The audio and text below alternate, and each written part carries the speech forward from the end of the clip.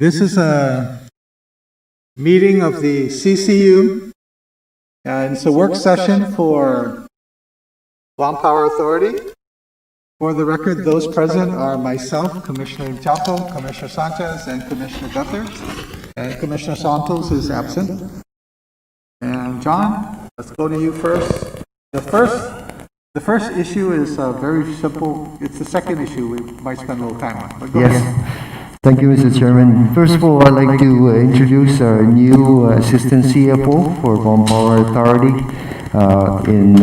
working in the position of Ms. Cora Matiliano. I'd like to introduce Mary Bus Paris, as you all know her. She does have all the tools, the skills, and the experience and knowledge within Guam Power Authority. And actually has been acting for about almost 6 months with the company in doing so. So again, she's been selected and is the CFO, assistant CFO, and she's the one to make sure that the LEAG numbers and the numbers are all well checked and everything also. So again, Mary First, congratulations. Congratulations.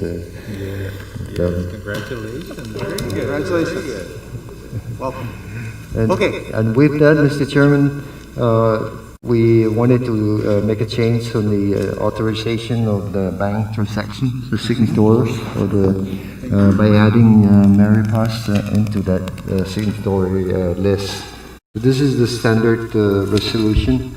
And again, the signatories are myself, Melinda, John Kim, Mary Paz, and the controller, Leona's sons.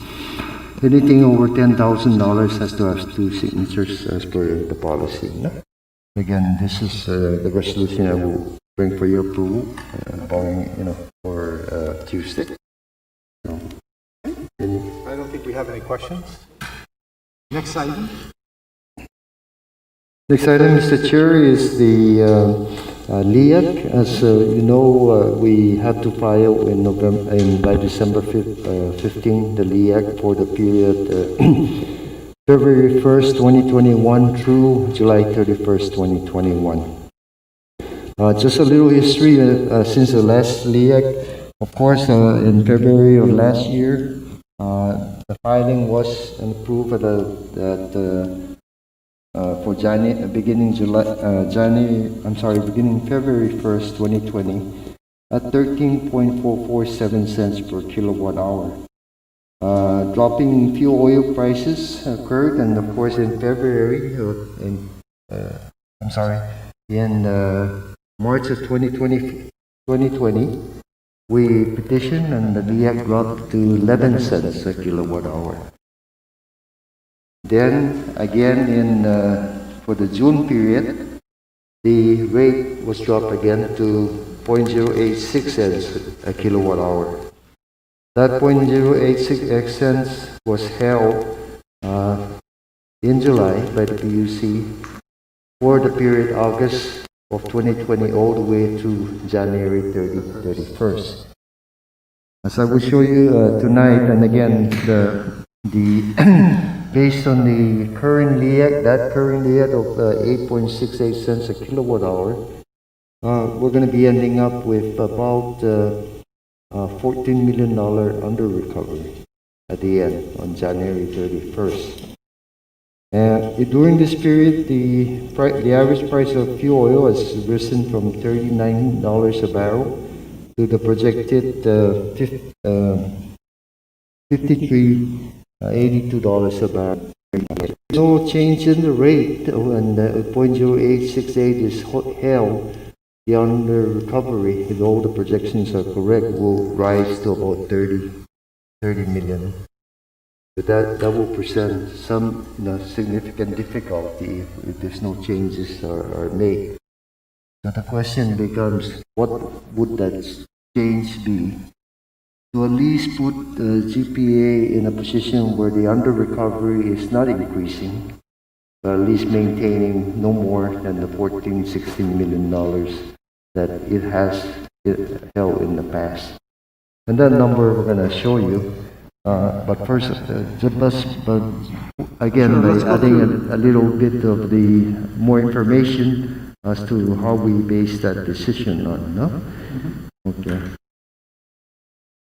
So again, here's the fuel oil prices, and as we can see here, during the pandemic, it dropped all the way down to as low as the $32, $33 a barrel. And again, in October, what we've been buying fuel was more in the 50+ range a barrel.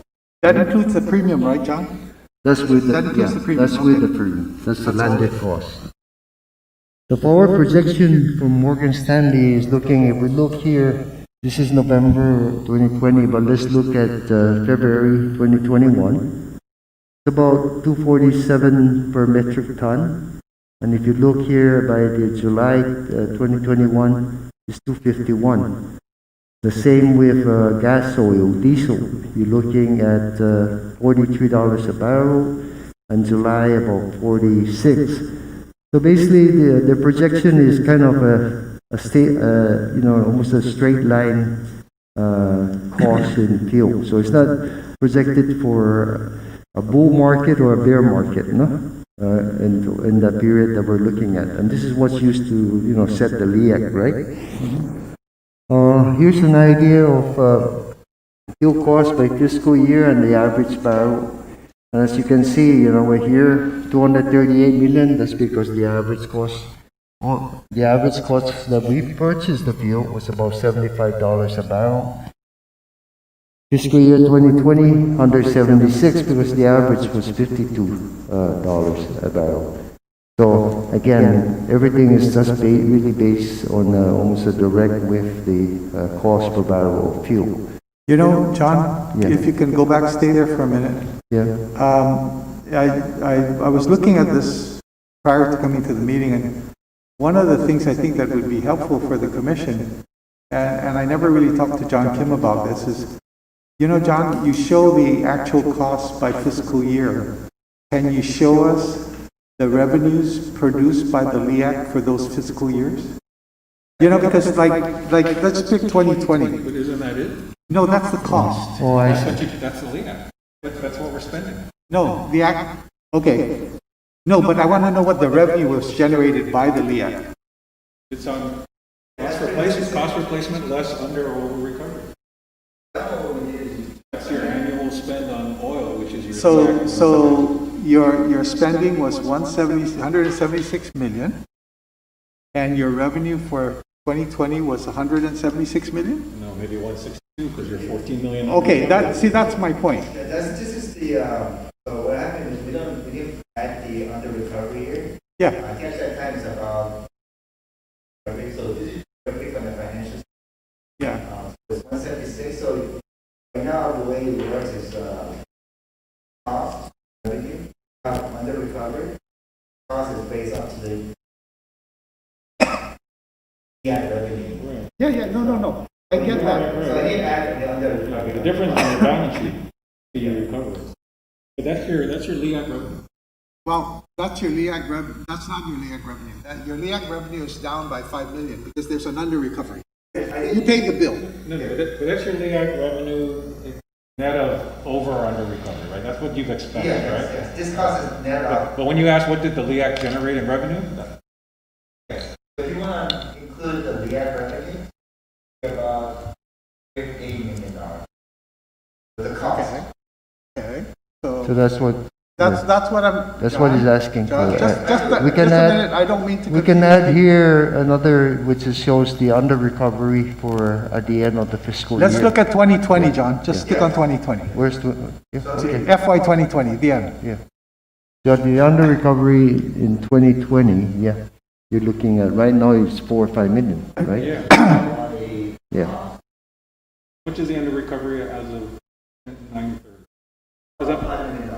Okay, so yeah. So Well, no. so it'd be like if you had charged full LEAC recovery, it would have been 181. Would have been the revenue that we generated from the LEAC.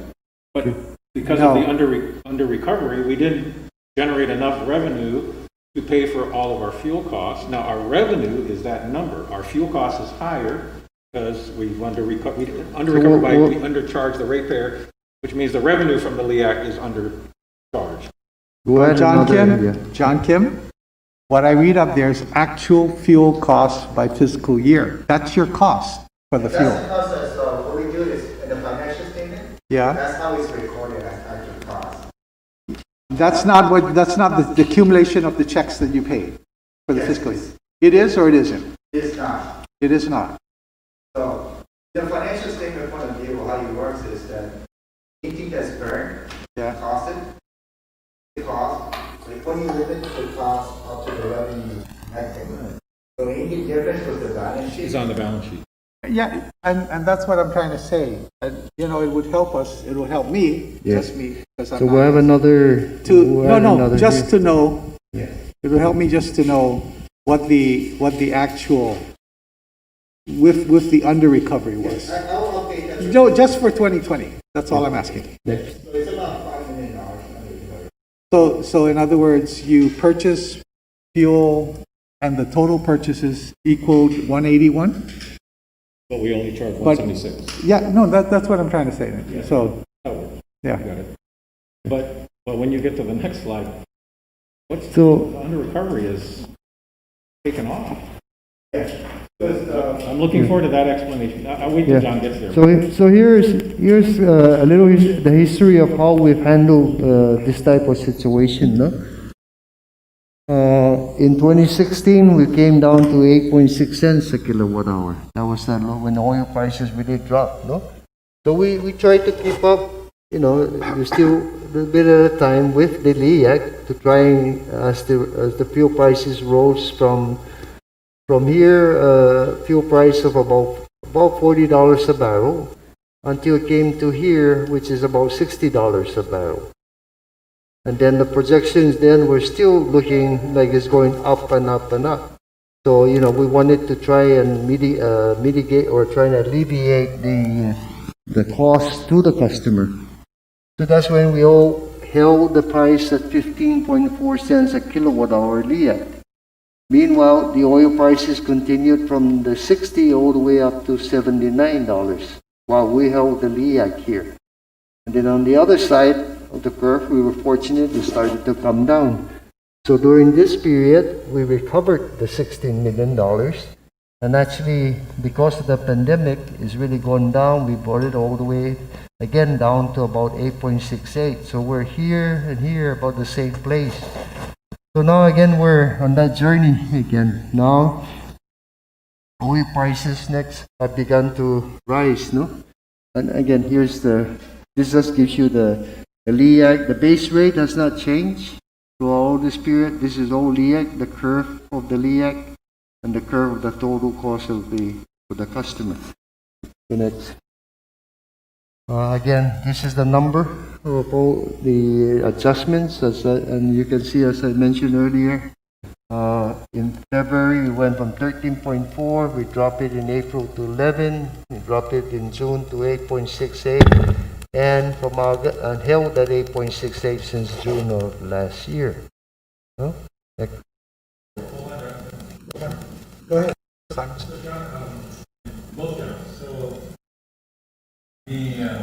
On July 31, we were only 3 million under recover. In 6 months, we're going to under recover another $11 million. So what was our projected, we held it at 8,668. What should we have charged so that you wouldn't have under recovered by 11 million bucks? Already about 11 cents. Yes, no, yeah. About 11. And I'll show you that in a Yes, minute. no. Okay. Again, I'm just trying to correlate, and then it will be. So, did oil meet our projections, or was it because oil prices went up faster than we projected, or because we held it at 8.6? Because we held it at 8. Had we tried to, our projection said go to 11. We held it at 8.6, PUC held it at 8.6, and as a result, we knew there'd be some higher under recovery. Around 16 million we projected. Okay, so this is what we thought by not raising, we were Yeah. going to advance on behalf of ratepayers, like 14, 15, 16 million. Projection now is 14 million is where we're going to be at next January 31 in terms of what we should have charged versus what we did charge and what we have not yet recovered from our ratepayers or from the market, because some of our gain was the price of oil plummeted, which allowed us to, like you said, John, we held 15.2 for almost 3 years, right? Two plus years, and then we went down. We went 13, then 11, then 8. So since 2018, we've either held it or reduced it, right? But now we're, unfortunately, because oil prices have risen back up to post early COVID, right? Your latest forecast is we're going to be short 14 million if we hold the LEAC at 8.68 cents a kilowatt hour. Yeah, and that's what we estimated somewhere around 16, no? So we expected this, and again, like you said, we really to assist the ratepayers, no? Okay, next. So the question becomes, okay, what may be, again, how can we assist further the ratepayers in this particular area, time of need, right? So this is really a 50%. To fully recover, you need to go to 13.6 cents a kilowatt hour. That will now end up with zero under recovery at the end of July 31st, no? For the next year. If you don't do anything at all and held at 8.6, the under recovery will jump from the 14 million to $30 million. So that, we're used to 16 million advancing, but then now 30 becomes an issue, right? I mean, well, the largest advance before was about 18, right? If I recall from prior year, we got it as high as 18 million, which is sort of why we were willing to buffet. Yeah. We were willing to buffet some loss, but now we are in a concern zone because it ain't 14, it ain't 16, it ain't 18. If we do nothing, it's going to be $30 million. How does that affect your cash flow? Yeah. Well, let me just a few more, and then. So the question becomes, what about if we don't? You had the 14 or 16 million dollars. What about if we held that under recovery, just like we have done in the past, right? So what is the number that would stop the bleeding, if you will? You'll keep us from keep on increasing that number. So that number really is right around here, 11.1 cents a kilowatt hour. As you can see, the under recovery will be around 15. So if you at least went to there, then therefore you're holding that 16 million and not recovering anything of that, at least for that period, February to so and so, February to July 31st, 2021. So this is why we provided this. So this is really, if you call maybe the break-even point, just to cover the projected fuel cost needs over the next not let the under recovery grow much more. That's right. Leave the under recovery the way it is. So again, you're here. Some considerations may be okay. Hold it or cut it up or whatever, but then really you have to look at it within 3 months. It's not February, look at it March, April, May. And then there you're going to have to come up. And this under recovery may, hopefully it's lower because something else changed in the market because everyone's trying to stabilize. So that's kind of the range of information, and it really is a decision now. We're saying the break-even is 11, but, can do what we... And what's your recommendation? My recommendation really is, going to the 11 cents to break even. But I'm okay. I'm okay with delay. I'm okay with delaying a decision another 2 to 3 months and seeing what that may be. I'm okay to saying holding it until February, March, April. No? But you're going to be. Oh wait, you're going to be 30 million under recovered next July 31 or February 28th? July 31st. Next summer. Okay. Yeah. If we held it, so your recommendation is to hold it, revisit it mid-term next mid-LEAC in the Which spring. means in about 3 months you will look at it. November, December, January. You look at it in February. New LEAC takes Takes in February 1st. 31. Yeah, February that will take an effect March or April. No? So if you held it, where would we, what's the under recovery on January 31? Right there. No, if we hold it, the under recovery right now will be at 14 million in January. No, I'm sorry. No, that's 2020, that's August. No. No, that's what, you know what I'm saying? Yeah. Right now you're at So negative 14, you right? probably add another 7 million if all the projections are correct. The under recovery will be 20 million. No, John. According to your schedule there, Yeah. the period is from August 1st, 2020 to January 31st, the bottom number, January 31st of 2021. Right. And if you left it at the 8.6 cents, which is what it is, that's the current LEAC and it doesn't expire. Go back to that one. Go back. Okay. If you leave it there, your estimate is 14 million Yeah. in January 31st. Add the LEAC rate of 8.6, whatever that is. Right. Okay.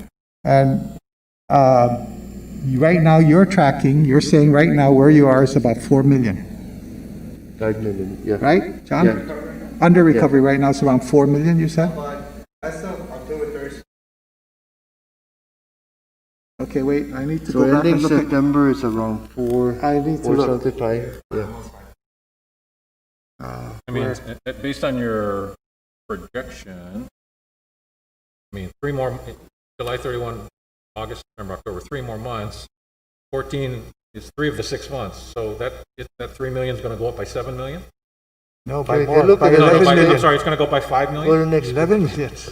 Well, it's going up 11 million over 6 months. By October, I'm taking your 731 under recovery at 5 million. You're saying on October 31, we're going to go up 11. We're going to go up 11 more million next from August 1. August, September, October, 2 months. Half of that 11 million you've already incurred, right? So now we're short maybe 9 million now recovery as of October So you, October, October 6th. under recovery. The end of October. Additional, over $7 million, January 30th. Another 7. Right. That's why you're short 14, right? Yep. But we've gone from -3 to -14. So the under recovery for this period was $11 million. Because we went from 3 million under recovery on 7/31. You're projecting we're going to be 14 million under recovery 6 months later, January 31. So 14 from 3 is $11 million. Half of that 6 months has already gone by. That's how I get that 8 or 9 million bucks. But regardless of where you were October 31, you're saying by January 31, we're down 14 million bucks. Yes. Right? So this LEAC period that at 8668, we under recovered $11 million. And John had pointed out earlier that he hit the break even had we done it in February 1 was closer to 11, but we held it at 8.6. And yes, we benefited from those huge savings early in this last LEAC period, but now we're having to pay the rise back up because we didn't make the 866 go up when your oil prices started to go up. We've held it until now, and if we hold it until January 31 of next year, we're going to be short another 4 or 5 million bucks. 14 million January 31. By John has presented. Yeah. How fast do you want to recover 14? yeah. So here is, for the next period, right, if you don't do anything at all, you're going to jump from 15 to 30, no? So 6 months of that is about So how much? 7. How much cash? How much can you handle, John? Both Johns. I mean, we in the old days, the three of us especially would say, you know, if it was 3 or 4 million, we'd say raise the We can handle LEAC. 7, right? We You benefited can handle from 7, I mean, a in stronger working company, capital. but We try to build 5. Yeah.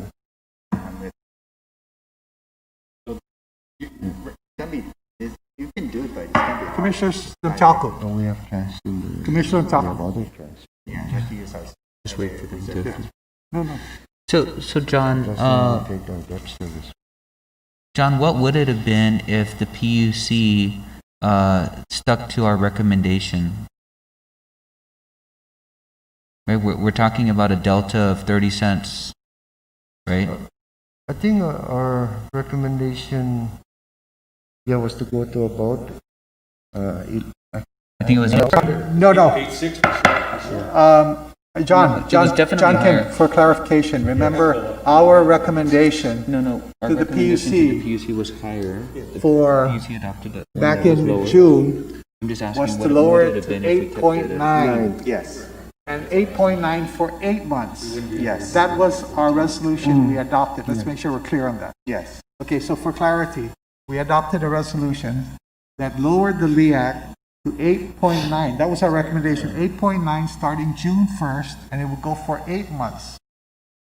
That was the resolution we adopted, and we Went to presented. 8.6, Huh? and the PUC went to 8.6. Well, the PUC did two things. First off, it lowered the 8.9 to 8.66, whatever.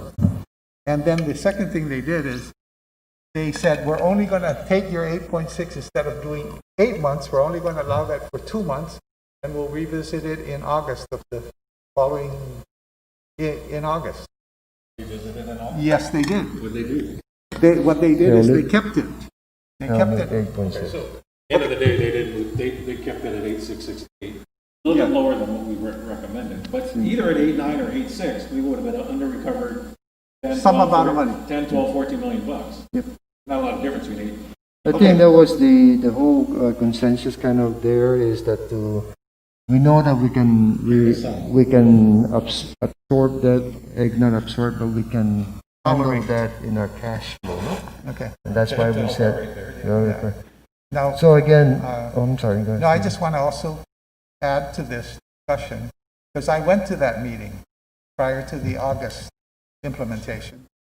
And at that meeting with John Kim and John B., the commissioners at the PUC, they presented evidence that says, these are the different numbers, but we never passed an additional resolution.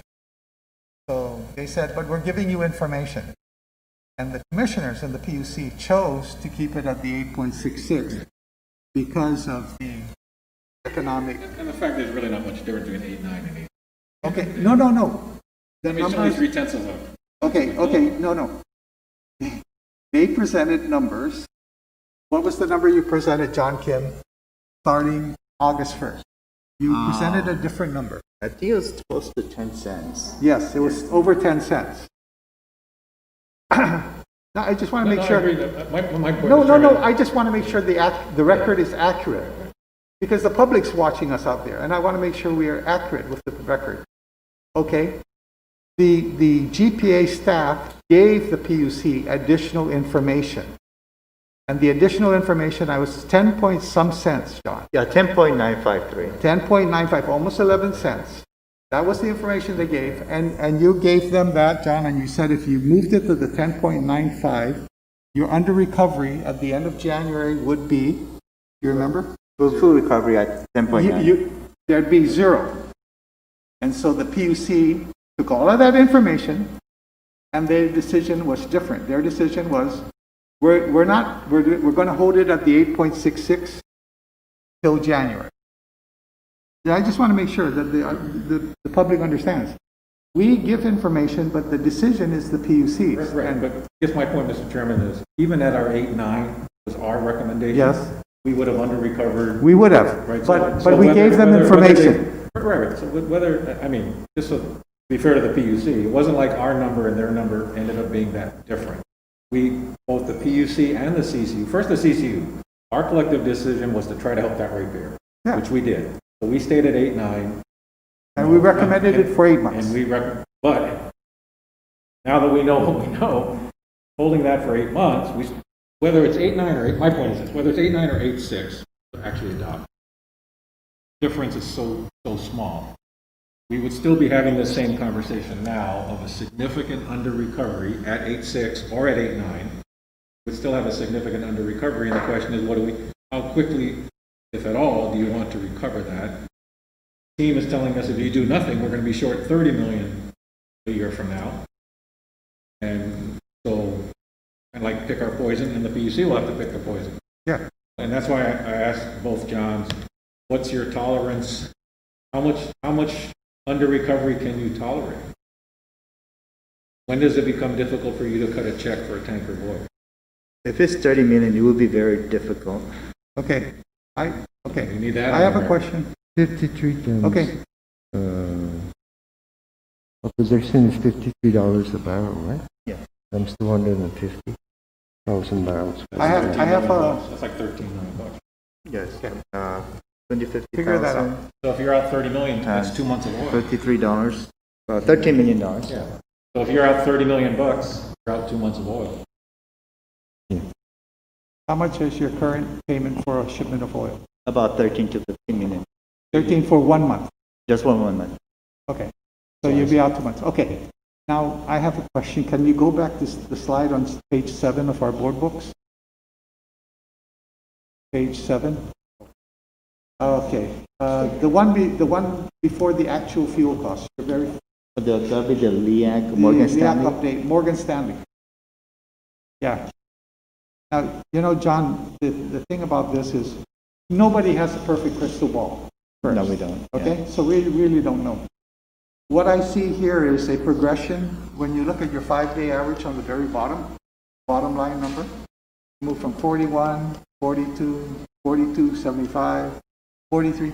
The number is a straight line up. There's never a down.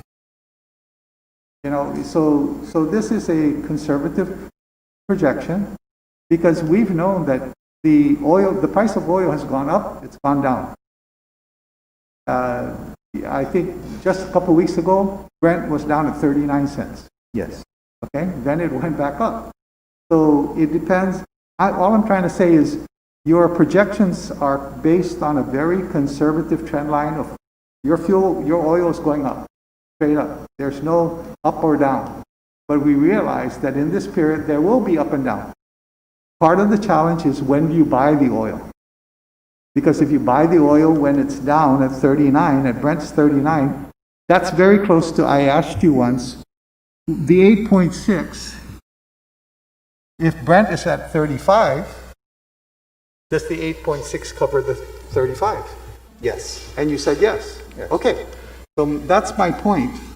You know, nobody has a crystal ball. This is all done by people who are a lot smarter than me, I guess. But I'm just saying in the real world, over the past 6 months, I've seen oil prices go up and go down. And in fact, you took advantage and you bought a little more oil when it was down in the 28 or 30 cent. Right. Yes. Correct. So we don't know where this is going. But I just want to make sure we understand that when you look at your projections are conservative. They don't also go up to 60, but they climb from 41 to 46 through this period. Yes. There's no give for, it might drop for a little while.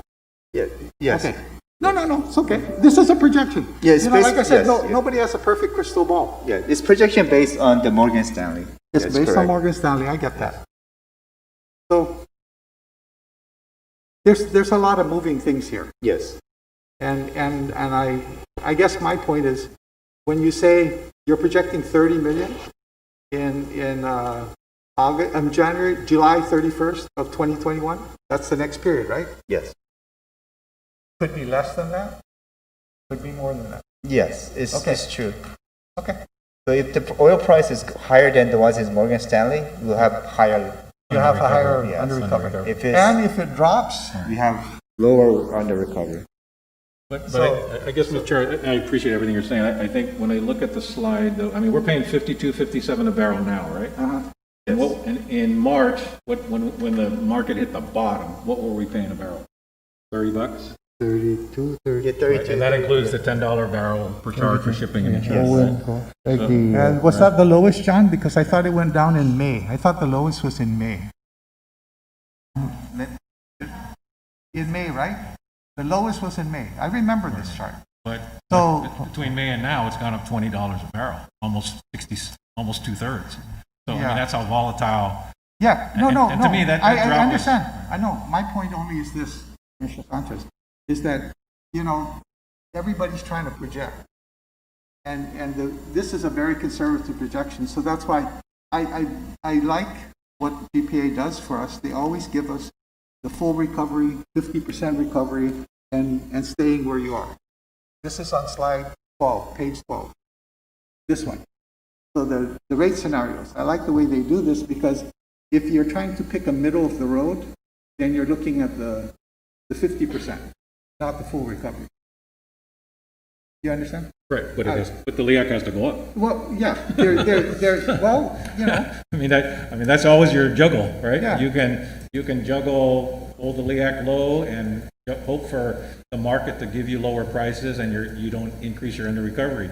But if the market doesn't give you lower prices, and in fact, we went through exactly that scenario this year. We went down to $20 a barrel and we're now back at $40 a barrel, all within 6 months of each other.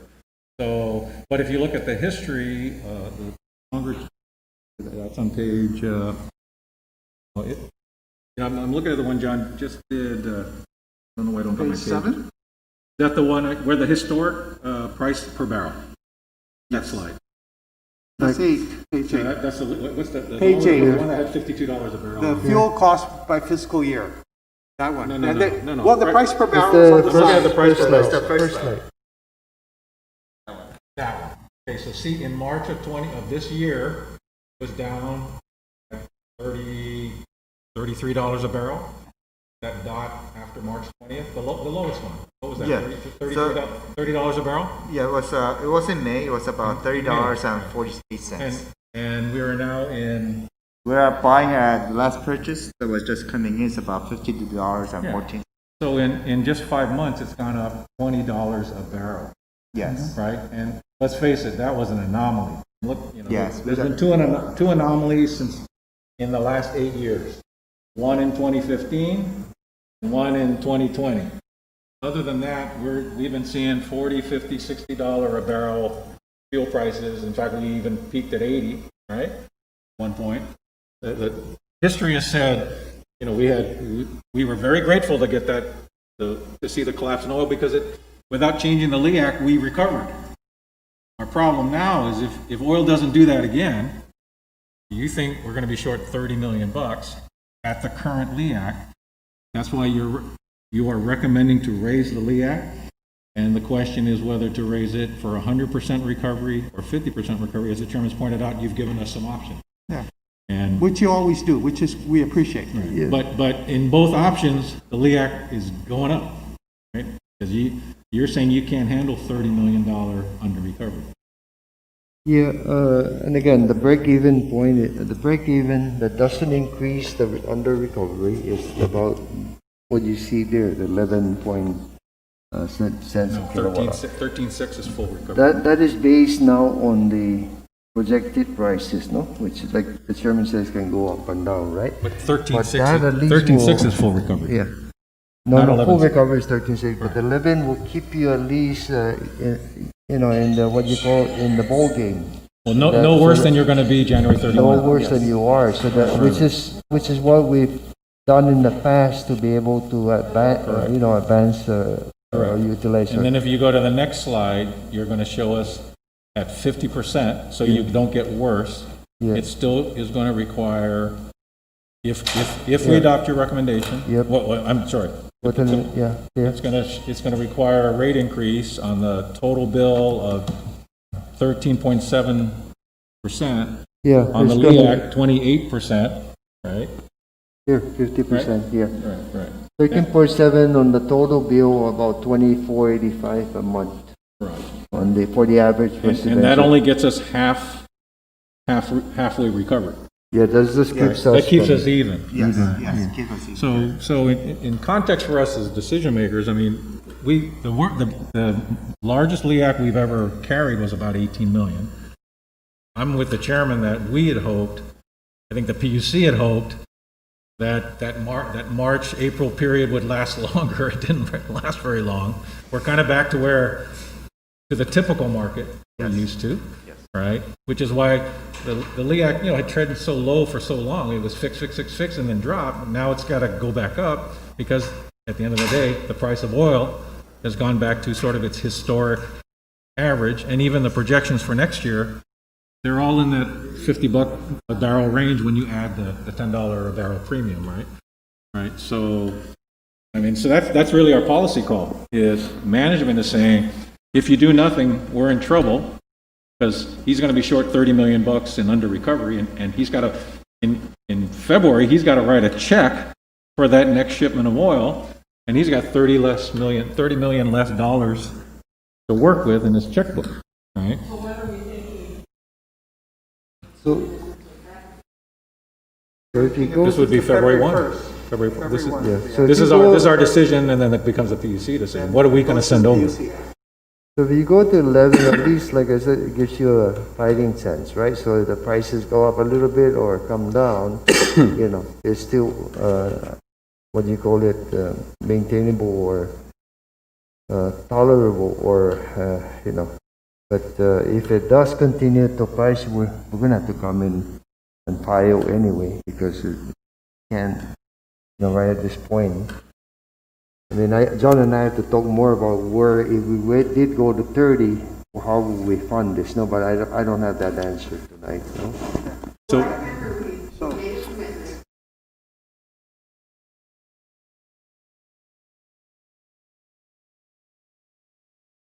right, but now we got to decide what happens after January. We've done the easy part. Now the hard part is, we're going to be short $30 million. I'm sorry, $15 million in January 31, and if we hold it steady, we're going to be short $30 million. Another way to look at it really in terms of the impact to the customers, right? It appears to me that even like the 11 cents, what I've noticed is that, and again, this my rule of thumb maybe kind of silly or whatever, but when the average rate is 20 cents a kilowatt hour, I'm still, you know, people still congratulate me or whatever. Oh, it's nice, you know, keeping the rates down, right? Okay. When you start going to the 15 cents a kilowatt hour, you know, it starts to get really, you know, it gets hot in the kitchen, if you will, no? So 11 nice cents is plus the base rate of about 9 something gives you that 20 cents. So let's look at the 20 cents or the 11 cent LIAC. So the 11 cents LIAC 1 year ago is where we were, no? I mean, that was a big drop. We dropped it from 15 down to, or 13, I mean 15, 13, 11, right? The last LIAC 11 was again in 2017, that August 1st. So, and so it's really, you know, prior to that, we went up as much as 18 cents at 20 cents. Here's 20 cents a kilowatt hour. See? So we're still substantially That was 7 low. years ago. Yeah, still substantially low, aren't gonna remember that. except, you know, everyone's hurting, right? Yeah, I mean, that's the I challenge. cannot alleviate that pain, but at least I can. Well, you've given us a lot to think about.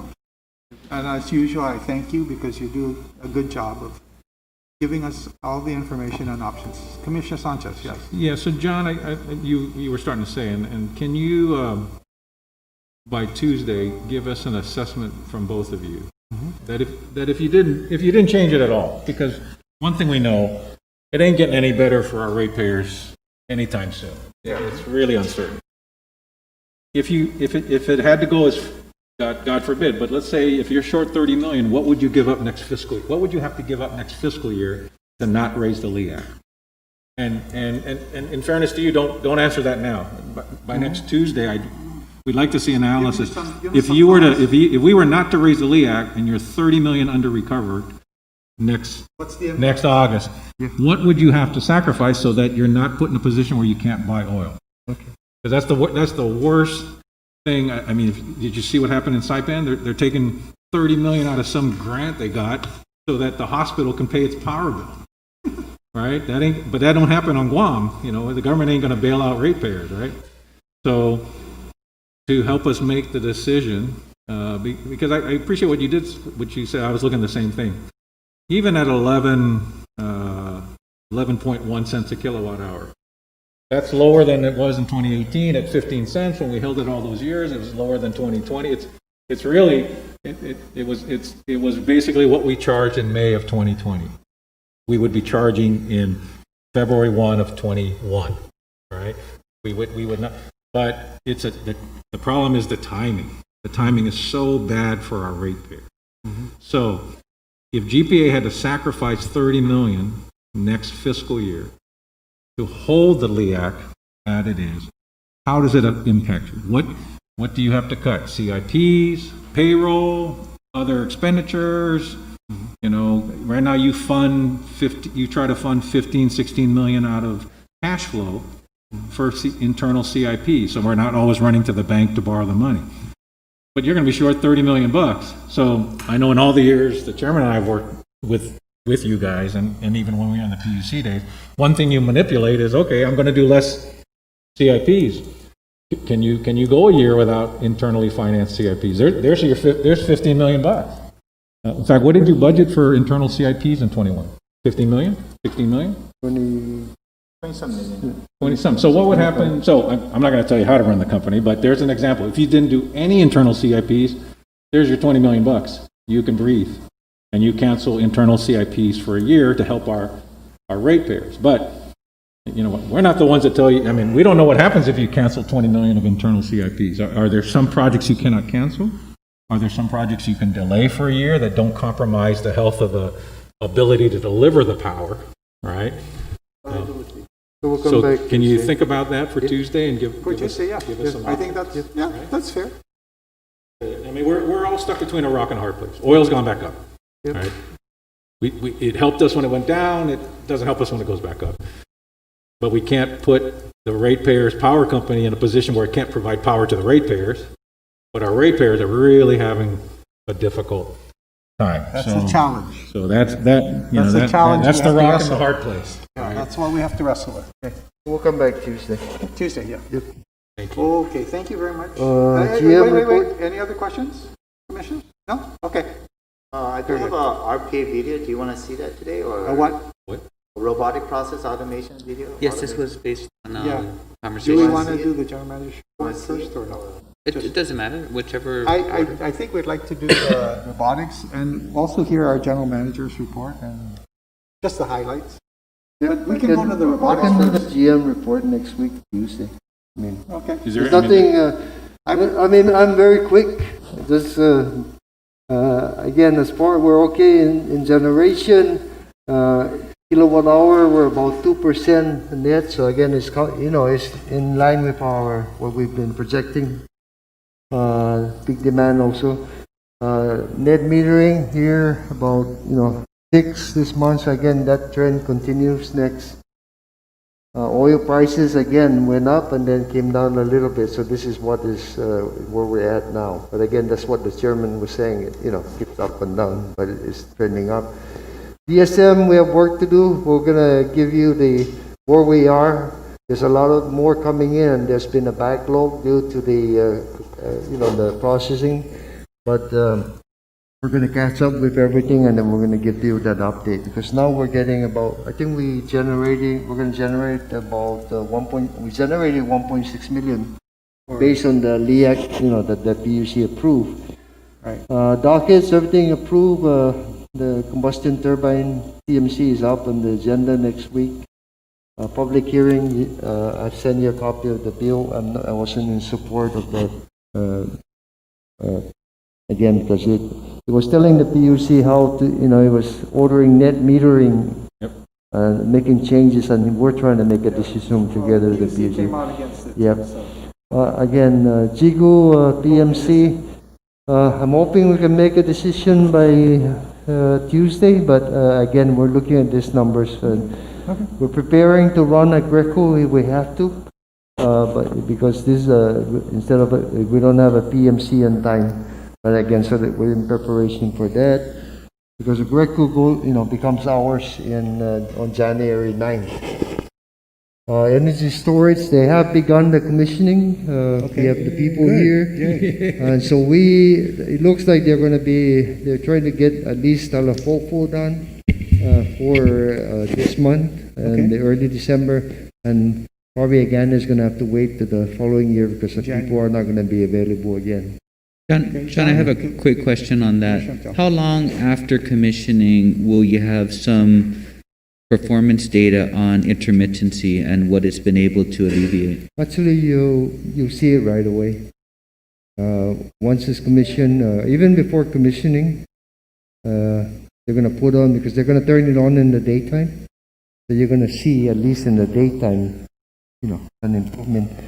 The tripping now, by the time it's commissioned, we will have an idea, because we are gonna bring one machine up to 20 megawatts and we're gonna dump it. And let's see how the degradation goes. But that will at least give us a baseline now of what improvement, just with the one ESS. No? Telephone was 20 megs? 16 megawatt. 16 megs. Yeah, but that's the biggest one, because that's the one goes from 25 down to 2 megawatts. And so we've had several outages this past two months or so as a result of that. Again, phase 3 is at the Superior Court. I have no date or time at this point. The new power plant over the next 45 days. I think we'll have some certainty now about the schedules and everything. I am working with KEPCO and US EPA on this, but within before the end of the year, I think we'll have more action on this. Customer engagement, they are doing survey out there, and first this year we need to look, but we've looked at prepaid, postpaid, and approximately 200 commercial customers. The quest of this is really not to go out there and ask the customers how good are we, but it's really to ask the customers what do they need from us, and they're going, they're doing this survey. So I think the first part of the survey is done, and we're getting it together, and we'll provide the CCU. Then they'll be going into a commercial and governmental, survey, phase 2 part. And again, after that, we're going to launch our effort to address those concerns of what the customers have. All the other sales and stuff, I think what I showed in the beginning. We'll just look at it. We have questions we can ask you on Tuesday. Yep, that's it, Mr. Chair. Okay, good. Thank you. Okay, you want to go ahead and, John, you can do your robotics thing?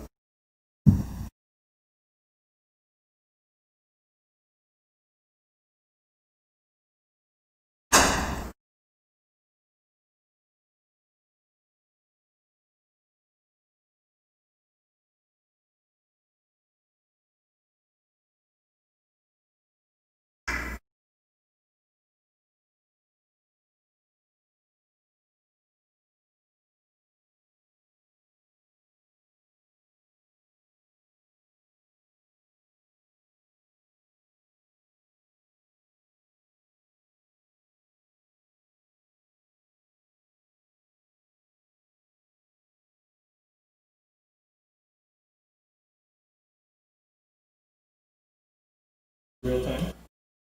Yes, this is real time. We're just recording it. The way the smart work conference is why don't you go to the data? You need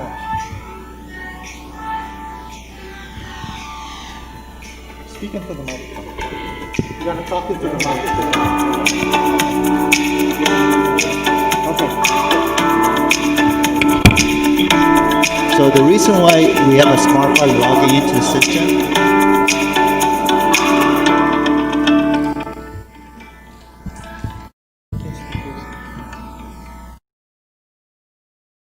So the reason why we have some logging into the system is for order chart purposes. And traditionally, what they used to do is integrate it by directly going to the database. When you do that, if there's a manipulation, you don't know what's going on. Right. The smart bot is you act as an individual. So a smart bot has a username and passwords. So it goes to a system like I say if an individual working in. So when they're going to the database, it goes to the application over and does the entries and keys it in and posting it. So it gives an audit trail what's going on. So when they generate reports, it says this individual acts at a certain time and made these post entries. So if there's an error, we go track back, say what happened. But in this case, John, it's really just, it's logging on and doing the pinging, right? To make sure that the meter is responding? Yes. So what it does is it goes to the command center, say it does the diagnostics, say what meters is not responding, has been inactive for a couple of days. So once it comes out, it goes into the system, CCMB, and creates a work order. So I could just pause for a minute. So the process is, Also, what you're showing us is actually them logging on and creating a work order? yes. Okay. So the, Based on the diagnostic of the meter, like, not responding? yes. It's constant every 15 minutes. And if it doesn't get a result from Simon's meter, Yes. it keeps pinging it after enough pings of no response, it says Simon's meter's got a problem. Yes. So this is workflow processes. There's smart meters, it triggers, investigated. If just doesn't get pinged, it's not coming out, there's no read. Then it goes to creates a work order, say, hey, Mr. Simon's meter is not responding. Let's just create a work order. That work order goes to the meter shops, and meter shops takes the listing and say, hey, we need to take this meter, go to this location. We'll change it out. Once it changes out, it comes back to the meter shop, and they put in the share folders. And then the smart meter goes to the process of prorating, cancel the old bill if there was any billing previously that was estimated, because this billing is based on actual. Then they go configure the meters, meter change out, meter updates it, update the billing information, update the command center of the billing information plus the meter information. Then the work order is closed. After that, it goes is he actually writes a letter saying, "Dear customer, your meter has been replaced." So you know. So let me just continue this audio. But John, the actual robotics itself is really just a creation of the work order. Everything else from there, the normal process takes over? No, it does the whole thing. So only interaction that the customer, really the human beings get involved is changing up the meter. So all the investigation, see what Everything meters else. are bad, That's really create the good. work orders, it's Amazing. CCMD, command centers, update the meter configuration.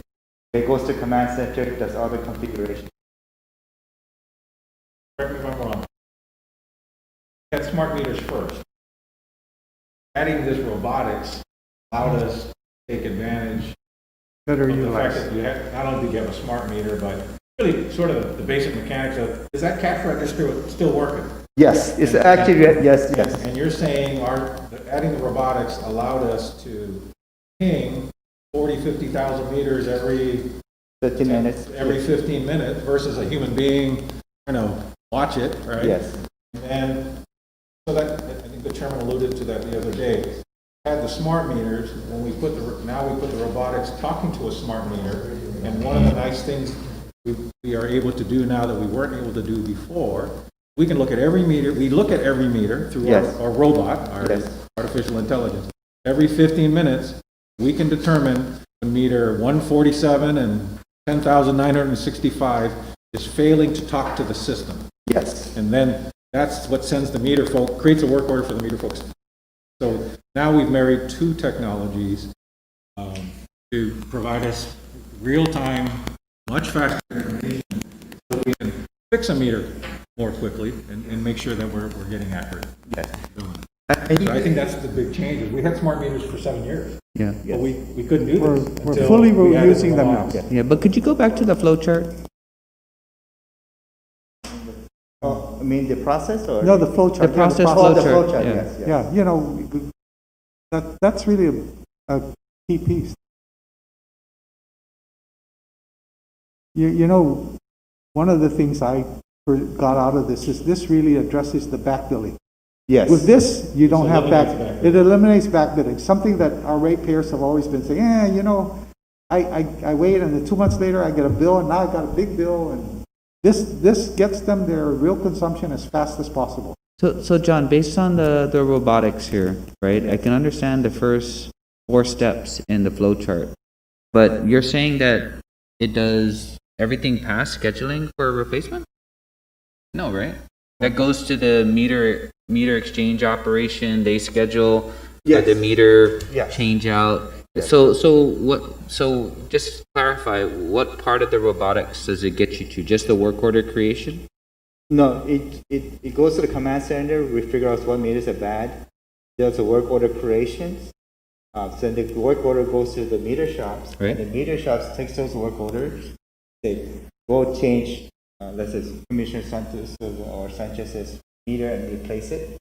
But that's not a robotics, that's That's just... a human being. That's Yeah. the human thing. Yeah. Yeah. Once So- the human being was done, they said, says, I replaced this. So from the flow chart, from the portion of the actual meter, smart meter configuration, everything else is just your normal process of changing out a meter, right? Yes.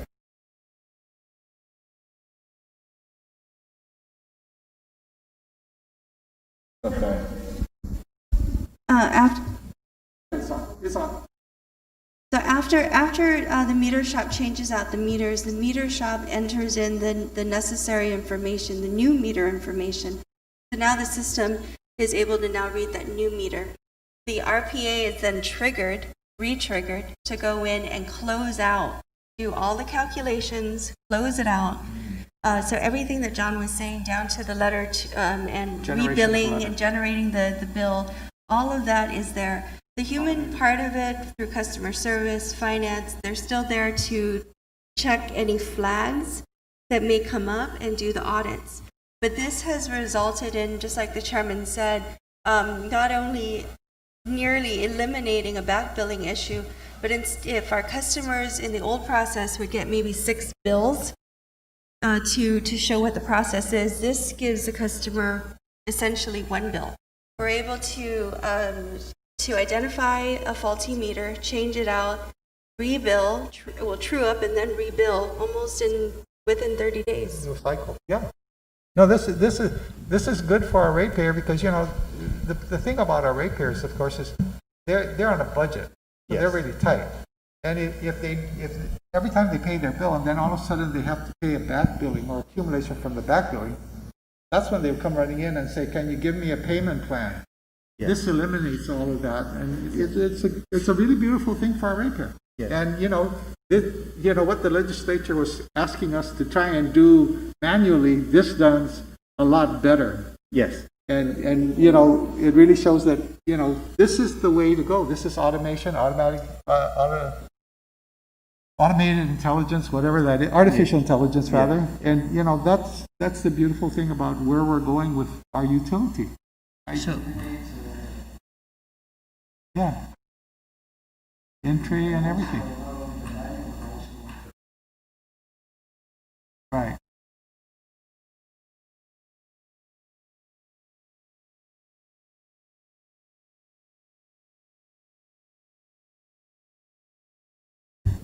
So the amount of transaction table up there, is that the human function time per transaction? Now that's been eliminated? The 45 to 60 minutes per transaction?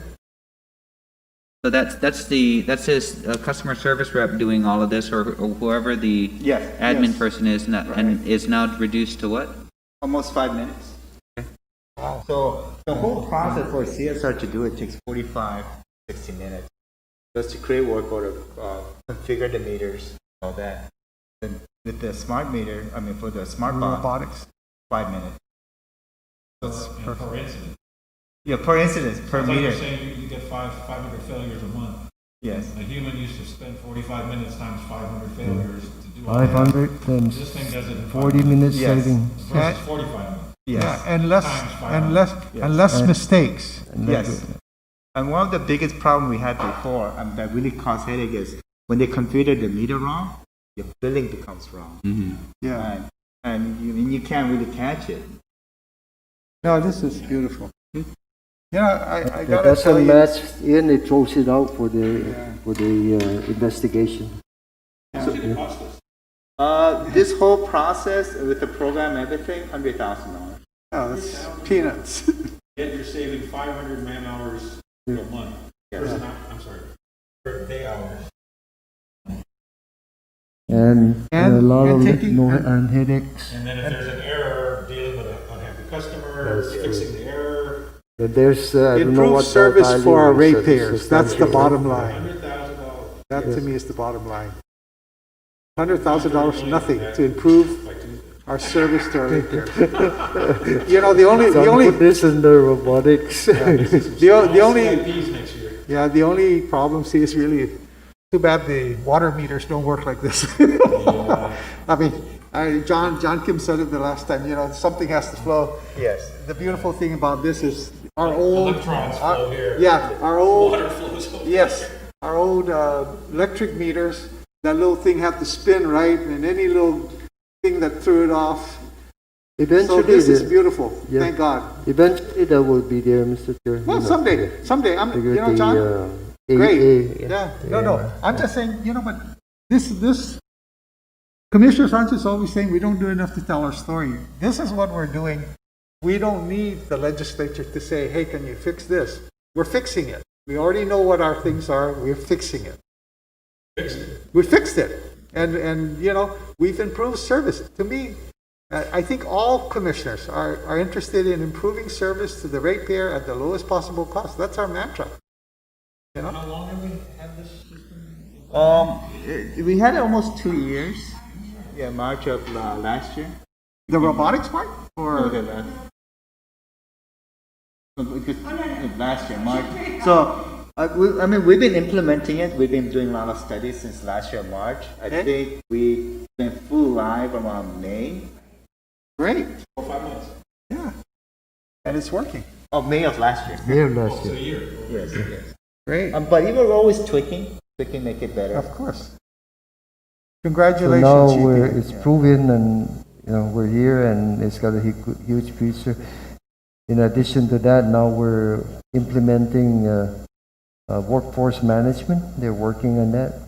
So a lot of that also will look at this robotics to see how it eliminates a lot of the labor. You run it right through and check and balance and everything. And again, we're also trying to play smarter because, we can't forget that 60% of the workforce is eligible for retirement in the next 5 to 10 years. Yeah, So we have this to addresses some of look at technology to help us fill some of that gap.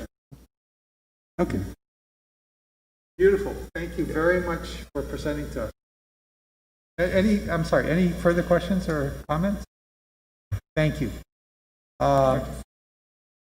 I think, John Kim, your finances are pretty much the same, or any big thing you need to tell us? We just closed our financial services.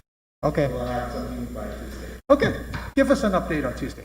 Plus, the commissioners will go through your schedules that you show us, and if we have any questions, we'll ask them on Tuesday. Okay, John B., do you have anything else? Commissioners, are there any other questions or So, anything? Mr. Chair, everything, we're rolling along. The Okay. COVID-19 is still under control in Okay. our agency. Okay, so Commissioner Sanchez. We talked about this with GWA, so if you could think about it for Tuesday, right? So we're not disconnecting, right? Still not disconnecting. How's that looking? And we're really concerned about 2021 because we are doing everything we can to help that ratepayer, and as we want to. But you can't give me a year and a half. I don't know if we are in a position to give ratepayers a year and a half of free power. And if you don't disconnect, that's what you're doing, right? So at GWA's work session, we had this similar conversation to think about, well, one is an assessment, how are we doing? You know, they've got a growth in 120-day accounts. You know, there's some concerns, right? And, I mean, talk about under recovery. If you're not collecting from your ratepayers, you're going to have a serious problem, right? Even more serious, right? So what is your thinking in 2021? It appears that no one's in a hurry to disconnect anybody, but kind of like the LEAC question, how long can you go with non-disconnect? And as you look at 21, right? We're doing okay. Is your 120 days growing? Okay. Yeah, but how long can you handle that? We'll come back on Tuesday. We Yeah. do have some Yeah. ideas, and secondly, I'd like to say we're fortunate, at least on the power side, that we're seeing the payments really they're being maintained. Well, tell us. But your aging, one part of your aging is. But it's a small increase Section. versus the Small number you're of not talking about customers. 5, 10, 15, 20%. We're talking about incremental change, no? So we'll bring that, and Sure. and we are. Remember, we've noted that the ones that we will cut off and do cut off actually are the ones that have not come in to make any kind of payment arrangement. And then when you do turn them off for a minute or so and so, they do come in. Yeah, I'm more worried about the ones that have come in to make an arrangement, Yeah. who would continue to face challenges of income, Yeah. therefore would be challenged to pay us, therefore would ask us to extend non-payment. How far can you extend non-payment? To how many customers? And remember the dilemma that it creates. You got some people paying their bill, and yet you got a universe of people getting free power or free water. That cannot last forever, right? That becomes unfair to a lot of people, both, and yet we are in a, crazy situation, nobody's fault, but we have to think about worst case. And I guess part of it is that just in the last month, what I'm hearing on the private sector is very concerning. Layoffs, reductions in pay, tourism not coming back, and if they don't do a relief, and if they don't sound like they're going to do the same relief they did this year, even if they do it for next year, because the American economy is not doing as bad as the Guam economy. So you're already hearing conversations on the Hill that says, well, the Republicans in the Senate saying we might do one more, but look, we've been adding jobs, and the American economy's been adding jobs, unemployment is falling. So in America, they're not as concerned about doing a relief package. On Guam, that ain't what's happening. And so if the federal government doesn't do a relief package, that trickle-down effect on all of our ratepayers that have come in, have said, help me out, and we've worked with them. What happens if that continues in fiscal year 21? Here you got a LEAC headache. We may have another headache where you have a group of ratepayers that are unable to pay you next to a group of ratepayers that are paying you every month. Pretty soon that group's going to start saying, hey, how come I don't get free power, right? And again, it's nobody's fault, but it's just sort of something we've seen in our many years about why, actually it's why we accepted the discipline of we will disconnect you if you don't pay, including yelling at the government, right? Because we had to treat all the ratepayers equally. And so the concern I have, and just you need to think about it, and I don't expect the full complete answer by Tuesday, but I'm concerned that our non-disconnect policy, how long can we keep that up before you get into trouble? Yeah, we'll bring it in Tuesday, but no one's really, I can say really, no one's getting free power. They're paying. They are paying in one way or another, and because we cannot provide free power. So, I can assure the rest of our customers that, I'm not worried about now. yeah. So I'm worried about 3 months from now. So we if can they don't do a relief package. We can project that as part of when we consider the LEAC that you mentioned, right? How much can we absorb? We have to consider that too in the equation. So we'll do that Yeah, Tuesday. that's a concern. Just Could- look at it. Yeah, could I also ask you, when you do that analysis, John, I also wonder about the pay-as-you-go meter, the people that are there. Can you kind of fill us in on where those are? Because I think that maybe is where you're disconnecting, because I think if you tell them, no, you have to start paying, It's kind of like it when becomes a challenge to collect the back part. yeah. But, once you do that and say, okay, you've got this back part, you need to pay us, let's put a payment plan together. But now we're gonna put you back where you pay, the meter stays on, you don't pay, the meter goes off. I'm just saying, can you also give us a little view of that, okay? And I'm done. It's kind of like, Ready? it's kind of like when the weather guy says, you know, there's this disturbance out in Chuk that we'll be watching, right? We have a disturbance, a financial disturbance we have to watch. Figure out how do we help our ratepayers get through it, and make sure we the ratepayers, the power company, can also get through it. Because what good is helping them on the one hand if one day you say I can't buy oil? That's correct. Okay, thank you very much. Okay, thank you. If we're done, motion to adjourn? So moved, Mr. Chairman. Second, all those in favor signify by saying aye. Aye, opposed nay, motion carries. We're adjourned. We'll reconvene our other meeting in about 10 minutes.